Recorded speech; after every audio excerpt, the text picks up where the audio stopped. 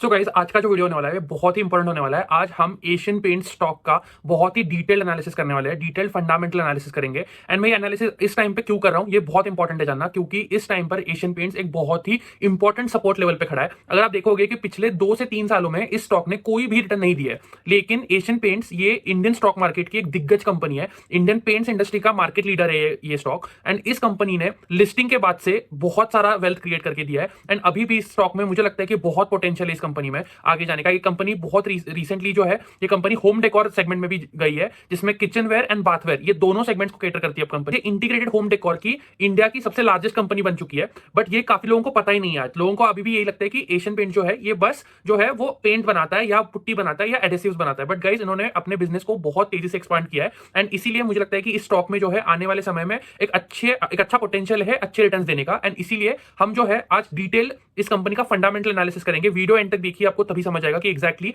किस तरह से आपको क्या क्या चीजें जो है देखनी इंपॉर्टेंट होती है कोई भी कंपनी में। Asian paints limited, so guys, जैसे आपको पता है कि एशियन पेंट्स ये इंडिया की सबसे लार्जेस्ट पेंट मैन्युफैक्चरिंग कंपनी है। बट अब इनका जो पूरा कारोबार है वो बस पेंट में नहीं है, ये बाकी चीजों में भी जो है एक्सपांड कर रहे हैं। जैसे कि अपने वॉल स्टिकर्स हो गए, मैकेनाइज्ड टूल्स हो गए, एडेसिव्स में एशियन पेंट्स गया है। उसके बाद किचन में है, बाथवेयर बिजनेस में, तो काफी चीजों में जो है एशियन पेंट्स ने अभी अपने आप को एक्सपांड किया है। लेकिन अभी जो है हम इस स्टॉक का जो है ओवरऑल एक फंडामेंटल एनालिसिस करेंगे, क्या क्या चीजें देखनी जरूरी है, क्या क्या चीजें देखनी जरूरी नहीं है, इन सारी चीजों के ऊपर जो है हम बात करेंगे। सो गाइस, सबसे पहली चीज जो है ये देखते हैं कि इस कंपनी का मार्केट कैप 2,80,000 करोड़ है। इसका मतलब ये एक लार्ज कैप कंपनी है, एक जायंट कैप कंपनी है, इसको माना जा सकता है।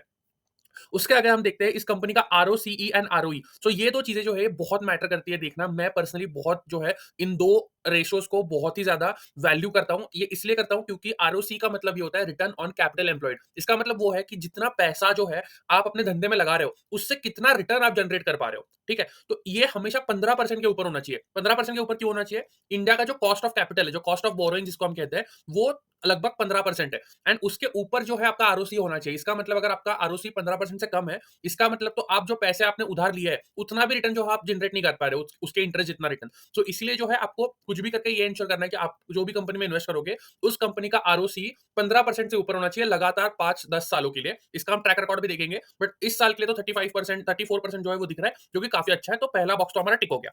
दूसरा है return on equity. Return on equity जैसे नाम सजेस्ट करता है, इक्विटी के ऊपर रिटर्न कितना है। इक्विटी मतलब जो शेयर होल्डर्स इक्विटी होती है, जो शेयर होल्डर का पैसा लगा है धंधे में, उसके ऊपर कितना रिटर्न जनरेट कर पा रहा है। सो फॉर एग्जांपल, अगर शेयर होल्डर का 100 रुपए लगा है धंधे में, तो उसके ऊपर 27% का जो है वो रिटर्न जनरेट कर पा रही है। इसका मतलब 27 रुपीज जो है वो 100 रुपए के ऊपर जनरेट कर पा रही है एशियन पेंट्स। तो ये भी काफी अच्छा है। ये भी 15% से ऊपर होना चाहिए। तो ये भी काफी अच्छा माना जाता है। 15% से ऊपर क्यों होना चाहिए? क्योंकि गाइस ये बात याद रखो कि इंडियन स्टॉक मार्केट जो है वो खुद ही 15% का रिटर्न दे रहा है। तो अगर आप 15%, अगर आपकी कंपनी आपके पैसों पर 15% के ऊपर रिटर्न नहीं निकाल पा रही, तो वो ओवरऑल ग्रोथ ही नहीं कर पाएगी कभी जिंदगी में। एंड इसीलिए जो है वो 15% के ऊपर होना चाहिए आरओई। तो आरओसीई एंड आरओई दोनों भी जो है ये 15% के ऊपर होनी चाहिए। ये तो हमने जान लिया। उसके आगे सबसे इंपॉर्टेंट चीज है debt to equity. Debt to equity ये कहता है कि आपके इक्विटी के अकॉर्डिंग आपके पास डेट कितना है। ठीक है, ये हमेशा फिगर जो है ये 1 से कम होनी चाहिए। इसका मतलब अगर आपके पास 100 रुपए की इक्विटी है तो 100 से कम आपके पास डेट होना चाहिए। एशियन पेंट्स के पास कितना है? 0.14, मतलब कितना है? 14 रुपए का डेट है फॉर एवरी 100 रुपीज। मतलब हर 100 रुपए के इक्विटी के पीछे, जो 100 रुपए का खुद का पैसा है, उसके पीछे 14 रुपए का डेट है। मतलब डेट जो है वो बहुत ही ज्यादा मैनेजेबल है। इसको हम यूजुअली नेग्लिजिबल डेट भी कहा जा सकता है, क्योंकि अगर कंपनी चाहे तो कभी भी चुकाकर जो है ये डेट खत्म कर सकती है अपने बैलेंस शीट से। सो काफी अच्छा बात है। एक और थर्ड पॉइंट जो है वो टिक हो गया कि डेट टू इक्विटी जो है वो 0.14 है, एक से कम है, तो काफी अच्छी बात है।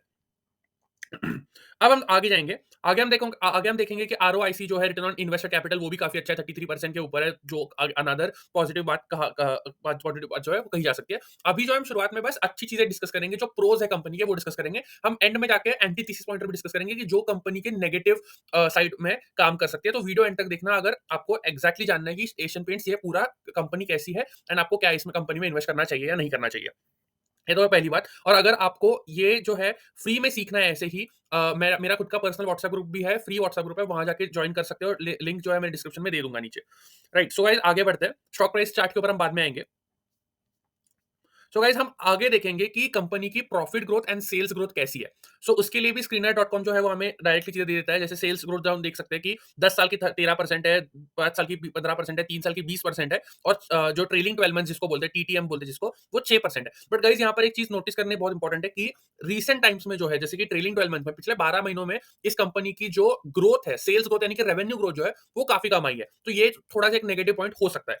हाउएवर अगर आप अपोजिट साइड में प्रॉफिट देखोगे, तो प्रॉफिट जो है वो 14, 15, 15 और 43% से बढ़ा है, और ट्रेलिंग 12 मंथ्स में तो 43% से बढ़ा है। तो आप इमेजिन कर सकते हो कि प्रॉफिट कितनी तेजी से बढ़ रहा है, हालांकि रेवेन्यू जो है वो नहीं बढ़ रहा। तो अगर आपका रेवेन्यू कम ग्रोथ से बढ़ रहा है, लेकिन प्रॉफिट ज्यादा ग्रो कर रहा है, इसका मतलब क्या है, मार्जिन एक्सपांड हो रहे हैं, आपके आपके जो ऑपरेटिंग मार्जिन है वो बढ़ रहे हैं। और अगर इसी का आपको प्रूफ चाहिए तो मैं आपको दिखाता हूँ। जैसे कि 2023 का जो ऑपरेटिंग मार्जिन था वो 18% था, लेकिन ट्रेलिंग 12 मंथ्स का जो प्रॉफिट मार्जिन है वो 22% है। आप देख सकते हो 4% से इनका ऑपरेटिंग मार्जिन जो है वो बढ़ चुका है। ऑपरेटिंग प्रॉफिट मार्जिन जो होता है वो बढ़ चुका है, जिसको हम ओपीएम भी कहते हैं। जो 4% से बढ़ चुका है, 18 से 22 हो चुका है। सो आपका रेवेन्यू ग्रोथ थोड़ा सा स्लो है, बट प्रॉफिट ग्रोथ बहुत फास्ट है।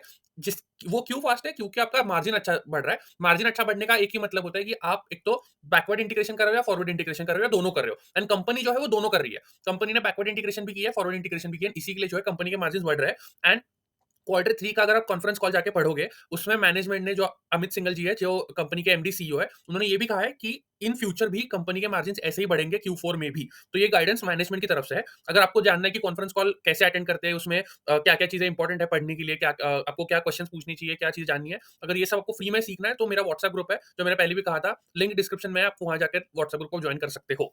सो अब वापस आते हैं एनालिसिस के ऊपर। तो हमने ये तो देख लिया कि कंपनी के प्रॉफिट सेल्स ग्रोथ ठीक-ठाक है, प्रॉफिट ग्रोथ काफ़ी अच्छी है, ऑपरेटिंग मार्जिन अच्छा है, जो आगे भी बढ़ने वाला है। इन फ्यूचर भी जो है ऊपर ही जाने वाला है ऑपरेटिंग मार्जिन। तो अब इस कंपनी के एंटी थीसिस पॉइंटर पे आते हैं कि ऐसी कौन-सी चीज़ है जो कंपनी की थोड़ी-सी खराब है, जिसको हमें ध्यान देना पड़ेगा, क्योंकि स्टॉक जो है ऑब्वियसली इतनी सारी चीज़ें अच्छी होने के बावजूद भी स्टॉक जो है चल नहीं रहा है। इसका मतलब कुछ ना कुछ तो गड़बड़ होगा, कुछ ना कुछ तो ऐसी चीज़ है जो हमें जाननी बहुत ज़रूरी है। एंड वो एक ही चीज़ है, एंड दैट इज़ वैल्यूएशन। अगर हम देखते हैं कि पीईजी रेशियो, जो इसको प्राइस टू ग्रोथ रेशियो भी कहा जाता है, कि अगर आपकी एक X% से ग्रोथ हो रही है, तो आपकी प्राइस कितनी है, मतलब आप क्या ओवर वैल्यूड हो क्या ग्रोथ के अकॉर्डिंग। एंड वो 3.39 है। ये यूजुअली 1 टू 2 के आसपास होना चाहिए, बट ये 3.39 है। इसका मतलब जो ग्रोथ है, कंपनी थोड़ा धीरे कर रही है, बट उसकी प्राइस जो है वो बहुत आगे भाग चुकी है पहले से।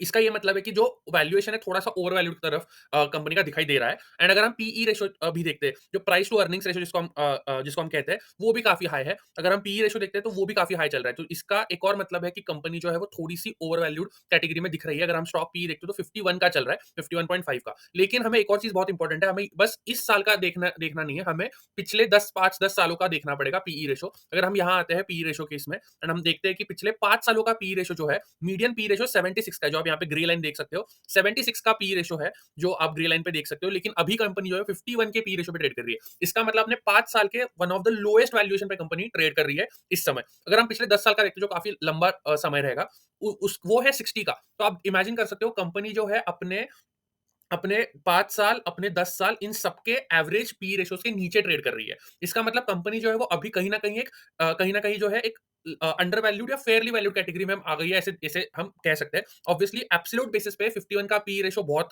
महँगा लगता है, बट अगर हम कंपनी का रिलेटिव पी रेशियो देखें, खुद के ही पास्ट से, मतलब जब कंपनी का खुद का जो पास्ट है, उसके अकॉर्डिंग तो कंपनी अभी जो है, वो फेयर वैल्यू या अंडर वैल्यू टेरिटरी में अब ट्रेड कर रही है। एंड मुझे ऐसा लगता है कि कंपनी ने, बिकॉज़ पिछले 2-3 सालों में कोई भी रिटर्न नहीं दिया है, प्रॉफिट हालांकि जो काफी बढ़ रहा है, इसका मतलब फंडामेंटल्स आगे जा रहे हैं कंपनी के।